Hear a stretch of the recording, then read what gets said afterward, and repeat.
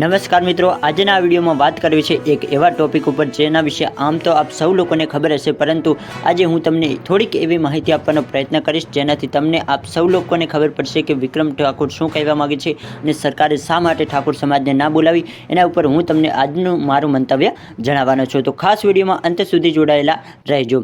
તો મિત્રો, વાત કરીએ કે આ શા માટે આંદોલન ઉપડ્યું છે, તો સૌપ્રથમ તમને જણાવી દઉં કે હમણાં વિધાનસભામાં કલાકારો કે સાહિત્યકારોને બોલાવવામાં આવ્યા હતા. જે પણ કલાકારો આવ્યા હતા એમાં ઠાકોર સમાજનો એક પણ કલાકાર ન હતો.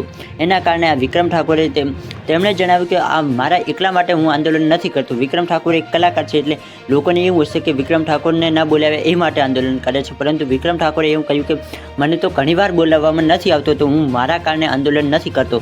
પરંતુ ઠાકોર સમાજમાં ઘણા બધા કલાકારો છે, એમાંથી કોઈ પણ એક પણ કલાકારને શા માટે ન બોલાવવામાં આવ્યો, ઠાકોર સમાજને શા માટે સરકાર આવડી મોટી ભૂલ કરી છે, શા માટે ભૂલી ગયા, એના માટે હું આંદોલન કરી રહ્યો છું. અને અત્યારના સમયમાં વિક્રમ ઠાકોરને અનેક લોકો સપોર્ટ પણ કરી રહ્યા છે. જ્યારે બીજી બાજુ અમુક લોકો એવું પણ કહી રહ્યા છે કે વિક્રમ ઠાકોરને હવે ચૂંટણી લડવી જોઈએ, રાજકારણમાં આવવું જોઈએ. તેના વિશે પણ વિક્રમ ઠાકોર એવું કહે છે કે અત્યારે હાલ તો મારે ચૂંટણી નથી લડવી, હાલ તો મારે રાજકારણમાં નથી આવવું. જ્યારે ગોપાલ ઇટાલિયા એવું કહે છે કે તમને ઠાકોર સમાજને ન બોલાવી એનો બદલો તમારે, વિક્રમ ઠાકોરને એવું કહે છે કે તમારે ચૂંટણી લડીને લેવો જોઈએ અને વિધાનસભામાં માત્ર 1-2 કલાક નહીં પરંતુ 5 વર્ષ રહેવાની તમારી હિંમત છે. તમે ઠાકોર સમાજમાં જો ચૂંટણી લડો તો તમે જીતી પણ શકો છો, એમ ગોપાલ ઇટાલિયા કહેવા માગે છે. જ્યારે વિક્રમ ઠાકોર એવું કહે છે કે જો મારું કોઈ એક મને ના બોલાવ્યો હોત તો ચાલો, પરંતુ અમારા ઠાકોર સમાજનો એક પણ કલાકાર શા માટે ના બોલાવ્યો, એટલા માટે આ વિક્રમ ઠાકોર અને તેની સાથે બીજા પણ ઠાકોર ઘણા લોકો તેમને સપોર્ટ કરી રહ્યા છે.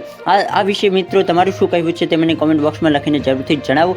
શું સરકારે ન બોલાવ્યો તે યોગ્ય ગણાય કે ન યોગ્ય ગણાય તે જરૂરથી કોમેન્ટ બોક્સમાં લખીને જરૂરથી જણાવો.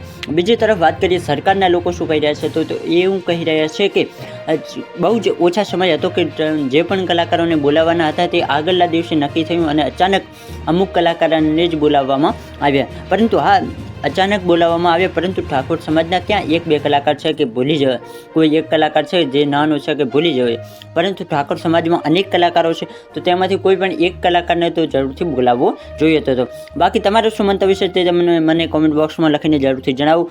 આજનો વિડીયો પસંદ આવે તો વિડીયોને લાઇક કરો, ચેનલને જરૂરથી સબસ્ક્રાઈબ કરો.